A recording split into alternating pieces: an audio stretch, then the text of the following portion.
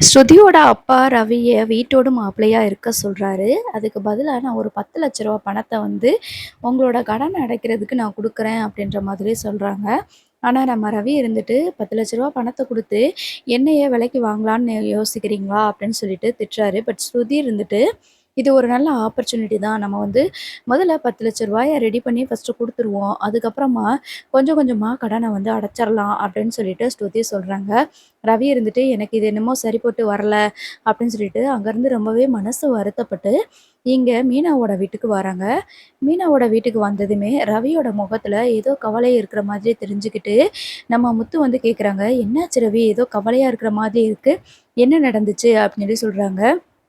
உடனே ரவி இருந்துட்டு, "ஆ கொஞ்சம் வந்து பிரச்சனை தான் முத்து" அப்படின்னு சொல்லி சொல்றாங்க. "அதான்டா உன் மூஞ்சிய பார்க்கும்போதே தெரியுது. என்ன அந்த ஆளு என்ன சொன்னான்?" அப்படின்னுட்டு கேட்குறாங்க. "இல்லடா ரூ. 10,00,000 குடுக்குறேன்னு சொல்லியிருக்காரு" அப்படின்னு சொன்னதுமே விஜயாவுக்கு சந்தோஷம். ரூ. 10,00,000 குடுக்குறேன்னு சொல்லியிருக்கிறாரா? பரவால்ல. நம்ம கடன குறைக்கிறதுக்கு அது கொஞ்சம் உதவியா இருக்கும். பரவால்லடா உங்க மாமனாரு அப்படின்னு சொல்லி சொல்றாங்க. உடனே அண்ணாமலை அப்பா இருந்துட்டு, "கொஞ்சம் பொறுமையா இரு விஜயா. முதல்ல ரூ. 10,00,000 எதுக்காக குடுக்குறான்னு சொல்லிட்டு முதல்ல தெரிஞ்சுக்கிருவோம். அவன் ஒண்ணும் காரியம் இல்லாமலாம் குடுக்க மாட்டான்" அப்படின்னு சொல்லிட்டு அண்ணாமலை அப்பா சொல்லும்போது, முத்து இருந்துட்டு, "கரெக்ட்டுப்பா நீங்க சொல்றது. சொல்லுடா ஏதாவது அவன் வச்சிருப்பானே, ஏதாவது பிரயோஜனம் இல்லாம உனக்கு வந்து ரூ. 10,00,000 குடுக்குறேன்னு சொல்ல மாட்டானே, ஏதாவது ட்விஸ்ட் வச்சிருப்பானே" அப்படின்னு சொல்லி சொல்றாங்க. "ஆமாடா, நீ சொன்னது சரிதான். ரூ. 10,00,000 குடுக்காராம். ஆனா ஒரு கண்டிஷன்" அப்படின்னு சொல்லி சொல்றாங்க. "என்ன?" அப்படின்னு சொல்லிட்டு கேட்கும்போது, "நான் அவரோட வீட்லயே இருக்கணுமா, வீட்டோட மாப்பிள்ளையா இருக்கணுமா" அப்படின்னு சொல்லி சொல்லும்போது, "அதானே ரூ. 10,00,000 குடுத்துட்டு உன்னைய விலைக்கு குடுத்துருவோன்னு சொல்லி நெனச்சிட்டு இருக்காங்க போல இருக்குது. ரூ. 10,00,000 வாங்கிட்டு உன்னைய அந்த வீட்டுக்கு அனுப்பிருவோன்னு சொல்லி ஸ்ருதியோட அப்பா நெனச்சிட்டு இருக்கிறாரா?" அப்படின்னு சொல்லிட்டு மீனா வந்து கேட்குறாங்க. விஜயா இருந்துட்டு, "இது என்னடா கொடுமையா இருக்குது. ரூ. 10,00,000 பணத்த குடுத்துட்டு, உன்ன வீட்டோட அடிமையா இருக்கணும்னு சொல்லி சொல்லிட்டுருக்காங்க. என் பிள்ளைய ரூ. 1,00,00,000 குடுத்தாலும் நான்லாம் அனுப்ப மாட்டேன். அப்படிலாம் நீ போக்கூடாது ரவி" அப்படின்னு சொல்லி சொல்லிட்டுருக்காங்க. முத்து இருந்துட்டு, "நீ என்னடா முடிவு எடுத்திருக்கிற? நீ என்ன சொன்ன?" அப்படின்னு கேட்கும்போது, "அது எப்படி முத்து? நான் அங்க இருக்கிறதுக்கு சம்மதிப்பேன். அப்படிலாம் என்னால இருக்க முடியாது. அதனால நான் இருக்க முடியாது. இத பத்தி இனிமே பேசாதீங்கன்னு சொல்லிட்டு வந்துட்டேன்" அப்படின்னு சொல்லி சொல்றாங்க. "அதானடா நம்ம அப்பாவோட வளர்ப்பு பத்தி அவங்களுக்கு தெரியல" அப்படின்னு சொல்லி நம்ம முத்து வந்து சொல்றாங்க. விஜயா இருந்துட்டு, "நமக்கு கஷ்டம்னு ஒண்ணு வரும்போது, அவங்க எல்லாருமே வந்து சுயநலமா இருக்கிறாங்க. எப்படி நம்மளோட வாழ்க்கையில விளையாடுறாங்கன்னு பாரு" அப்படின்னு சொல்லிட்டுருக்காங்க. அப்ப விஜயா இருந்துட்டு, "ஆமா, எல்லாருமே தான் சுயநலமா இருக்கிறாங்க. இந்தோ இவ மீனா இருக்காளே, இவளும் சுயநலமா தானே இருக்கிறான்னு" சொல்லும்போது, மீனா இருந்துட்டு, "என்னத்த நீங்க இப்படி சொல்றீங்க? அப்படி என்ன நான் சுயநலமா இருந்துட்டேன்?" அப்படின்னுட்டு கேட்குறாங்க. "என்ன சுயநலமா இருந்தியா? உன் பதவிய விட்டு குடுத்தா, உடனே வீட்ட வந்து சீல் வச்சத எடுத்துருவோம்" அப்படின்னு சொல்லிட்டு அந்த சிந்தாமணி சொல்லியிருக்கிறாள்ல. ஆனா, உனக்கு உன் பதவி தான் வேணும் என்ன? நீயும் சுயநலமா தானே இருக்கிற. நம்ம வீட்டுக்கு போகணும்னு நீயும் தானே விரும்பாம இருக்கிற அப்படின்னு சொல்லி சொல்றாங்க. உடனே முத்து இருந்துட்டு, "நெனச்சேன் நீங்க இப்படிதான் சொல்வீங்கன்னு சொல்லிட்டு.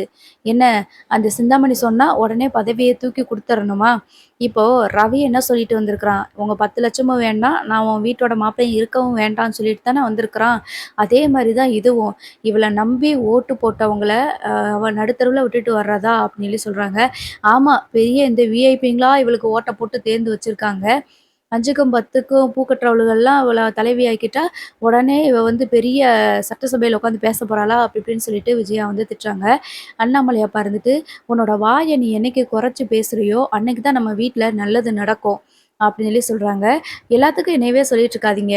இவளுக்கு என்ன அந்த பதவி என்ன அவ்வளோ முக்கியமா? நம்ம குடும்பத்த விட, நம்ம குடும்ப மானத்த விட அவளுக்கு அந்த பதவி முக்கியமா போச்சா?" அப்படின்னு சொல்லி சொல்றாங்க. "ஆமாம்மா, நம்ம குடும்பத்துக்காக, நம்ம சுயநலத்துக்காக அவளோட பதவிய எதுக்கு விட்டு குடுக்கணும்? இவ வந்தா நம்ம சங்க தலைவியா வந்தா, நம்ம எல்லாரும் நல்லா இருப்போம்னு நெனச்சு தானே அவள தேர்ந்தெடுத்திருக்காங்க. இவ வரல அப்டின்னா, இவளோட பதவிய ராஜினாமா பண்ணிட்டா அப்டின்னா, அவங்களுக்கெல்லாம் ஏமாற்றமா இருக்காது. இதுக்கு தான் மீனா நான் உன்னைய ஓட்டு போட்டு செலக்ட் பண்ணலான்னு சொல்லிட்டு, அவங்கலாம் கேட்க மாட்டாங்க அப்டின்னு சொல்லி, நம்ம முத்து வந்து சொல்றாங்க. ஆமா, இவங்க இதெல்லாம் ஒரு சங்கம், இதுக்குன்னு தேர்தல் வேற அப்டின்னு சொல்லிட்டு திட்டிட்டு இருக்கிறாங்க. அப்ப முத்து இருந்துட்டு சரிம்மா, உங்க பேச்சுக்கே நான் வாரேன்.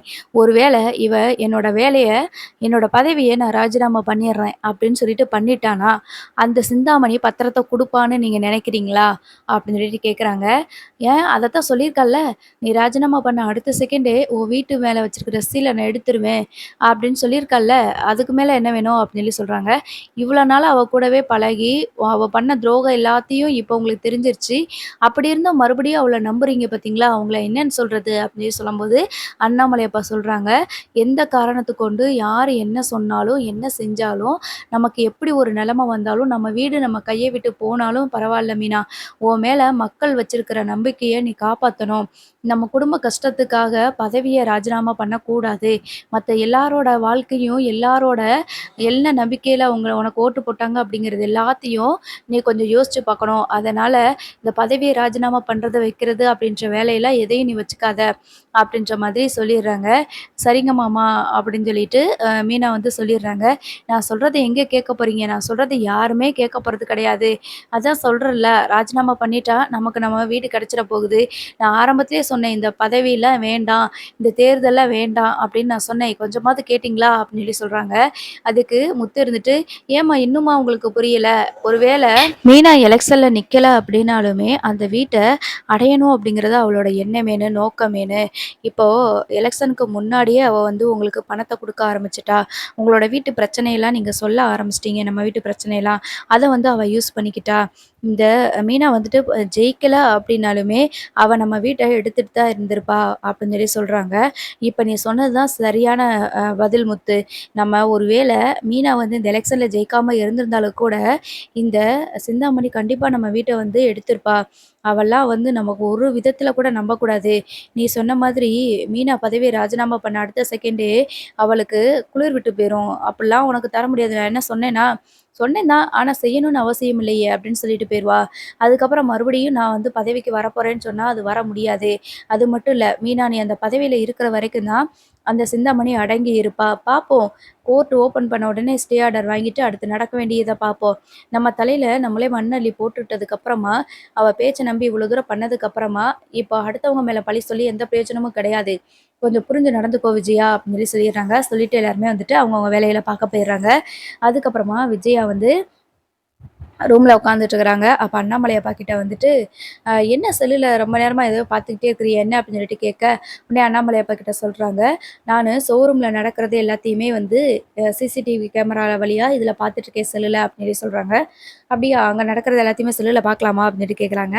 "ஆமாங்க. எனக்கு அந்த நம்ம ஷோரூம்ல வேலை பார்க்குதே அந்த ஜீவா, அந்த பொண்ணு தான் வந்து எனக்கு இந்த மாரி ரெடி பண்ணி குடுத்தா. அது மட்டும் இல்லங்க, நான் பேசுறதும் இதில கேட்குமா. அதனால ஷோரூம்ல யார் வாரா, யார் போறான்னு பார்த்துக்கிட்டு இருக்கேன்" அப்படின்னு சொல்லி சொல்றாங்க. "ஏன் மனோஜ வீட்ல இருக்கும்போது உனக்கு கண்டிக்கிறது இது இல்ல. இதுல அவன் ஷோரூம்ல வேலை பார்த்துட்டு இருக்கும்போது நீ அவன பார்த்து கண்டிச்சுக்கிட்டு இருக்கியாக்கும். இதெல்லாம் ஆரம்பத்துல இருந்தே அவன பழக்கணும்" அப்படின்ற மாதிரி சொல்லிட்டு இருக்கிறாங்க. சொல்லிட்டு இருக்கும்போதே வந்து ரோகிணி வராங்க. ரோகிணி "இந்தா வந்துட்டா, இந்தா வந்துட்டா, அந்த கடைக்குள்ள வந்துட்டா, அந்த கடைக்குள்ள வந்துட்டா" அப்படின்னு சொல்லி சொல்றாங்க. "யார் வந்துட்டா? கடைக்குள்ள யார் வந்துட்டா?" அப்படின்னு சொல்லிட்டு அண்ணாமலை அப்பா கேட்கும்போது, இங்க பாருங்க ஃபோன்ல பாருங்க. அந்த ரோகிணி கடைக்கு வாரா பாருங்க. வந்து மனோஜ் கிட்ட எப்படி பேசிக்கிட்டு இருக்கான்னு பாருங்க" அப்படின்னு சொல்லி சொல்றாங்க. "ஆமா, இவ எதுக்கு இங்க வாரா?" அப்படின்னு சொல்லிட்டு கேட்குறாங்க.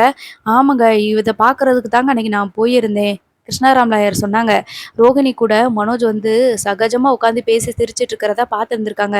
அவங்க என்னடான்னா, கேஸ வேணா நீங்க வாபஸ் வாங்கிக்கிறீங்களா? எனக்கு கோர்ட்ல கடைசி நேரத்தில எனக்கு நீங்க விவாகரத்து வேணான்னு சொல்லிட்டீங்கன்னா, எனக்கு அசிங்கமா போயிரும். அதனால கேஸ வாபஸ் வாங்கிருங்க" அப்படின்னு சொல்லிட்டு எனக்கு கால் பண்ணி சொன்னாங்க. நான் போய் அவன திட்டிட்டு வந்தேன் அப்படின்னு சொல்லி சொல்றாங்க. "ஏன் மனோஜ் திருந்தவே மாட்டானா? கொஞ்சம் கூட அவனுக்கு மூளையில யோசிக்கணும்னு அறிவே இல்லையா? இவ்வளோ படிச்சிருக்கானே, படிச்சு என்ன பிரயோஜனம்?" அப்படின்னு சொல்லி திட்டிட்டு இருக்காங்க. "இப்ப பாருங்க இவள நான் எப்படி போக வைக்கிறேன்" அப்படின்னு சொல்லிட்டு, அ மைக் அதாவது கேமரால இருந்து வாய்ஸ் குடுக்கலாம்ல, அந்த மாதிரி பேசுறாங்க. ஃப்ராடு நீ எதுக்குடி உள்ள வந்த? முதல்ல ஷோரூம விட்டு வெளியில போடி" அப்படின்னு சொல்லி சொல்லிட்டு இருக்கும்போது, அங்க எல்லாருமே வந்து அங்க வந்த கஸ்டமர்ஸ் எல்லாருமே, இவங்க யார சொல்றாங்க அப்படின்னு சொல்லிட்டு எல்லாருமே ஒருத்தருக்கு ஒருத்தர் பார்த்துட்டு இருக்காங்க.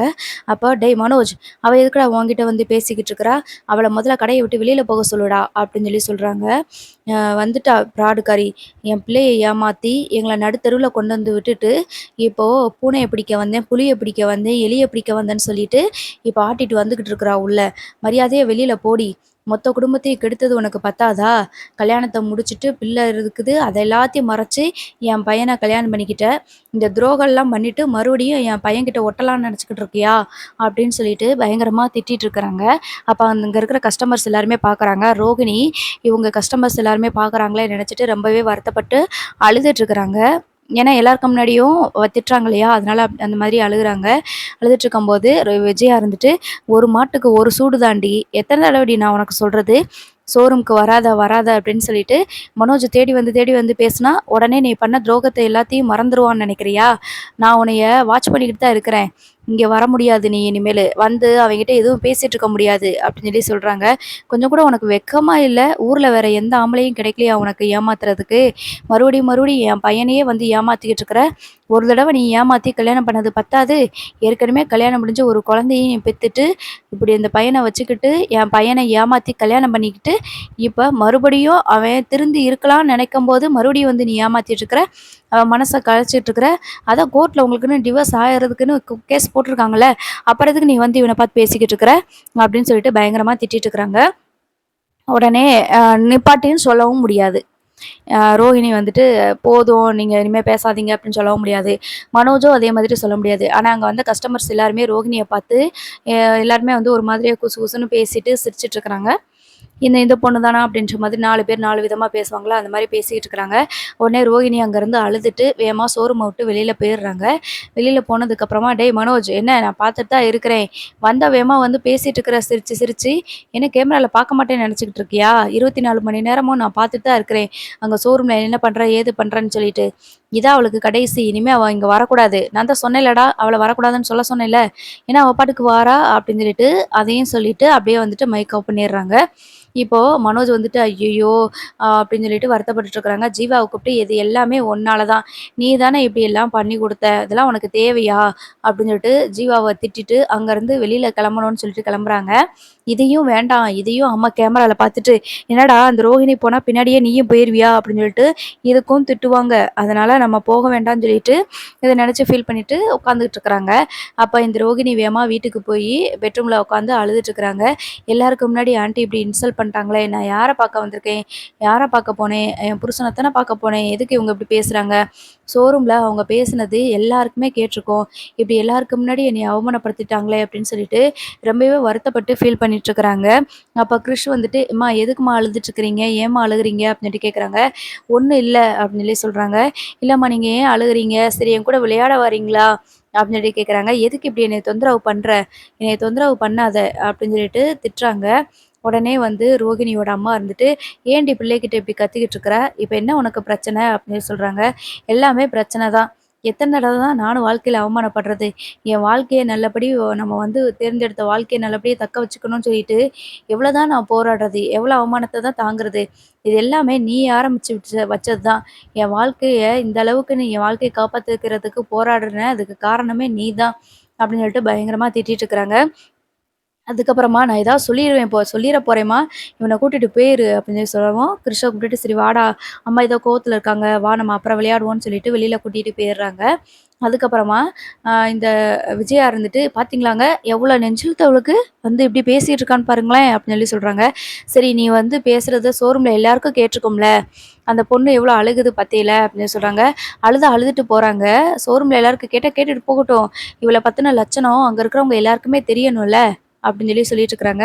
வேலை பார்க்குற இடத்துல, ஒரு பிசினஸ் நடந்துட்டு இருக்கிற இடத்துல, இப்படி நம்மளோட பர்சனல் விஷயத்தலாம் வந்து இப்படிலாம் சொல்லக்கூடாது. அப்படின்னு சொல்லிட்டு அண்ணாமலை அப்பா வந்து சொல்லிட்டு இருக்கிறாங்க. அப்போ முத்து வராங்க. முத்து வந்துட்டு, "என்னாச்சுப்பா? அம்மா எதுக்கு இவ்வளோ டென்ஷன்ல கத்திட்டு இருக்கிறாங்க? அந்த தெரு முனை வரைக்கும் கேட்குது. அங்க அங்க வரும்போதே அம்மாவோட கத்துற சத்தம் அங்க கேட்டுருச்சு. யார திட்டிட்டு இருந்தாங்க?" அப்படின்னு சொல்லிட்டு கேட்குறாங்க. "இல்ல, அவ இந்த ரோகிணிய தான்" அப்படின்னு சொல்லி சொல்லிட்டு இருக்கிறாங்க. "ரோகிணியவா? அவ எதுக்கு இங்க வந்தா? அந்த பார்லர் அம்மா எதுக்கு இங்க வந்துச்சு? எதுக்கு நீங்க உள்ள வர விட்டீங்க? எதுக்காக இங்க வந்தா?" அப்படின்னு சொல்லிட்டு மாத்தி மாத்தி கேள்வி கேட்டுட்டு இருக்கிறாங்க. "என்னைய கொஞ்சம் சொல்ல விடுறா. அவ வந்து ஷோரூம்க்கு வந்திருக்கிறா. அதனால தான் வந்து அவள திட்டுறதுக்காக தான் இவ கத்திக்கிட்டு இருந்தா" அப்படின்னு சொல்லி சொல்றாங்க.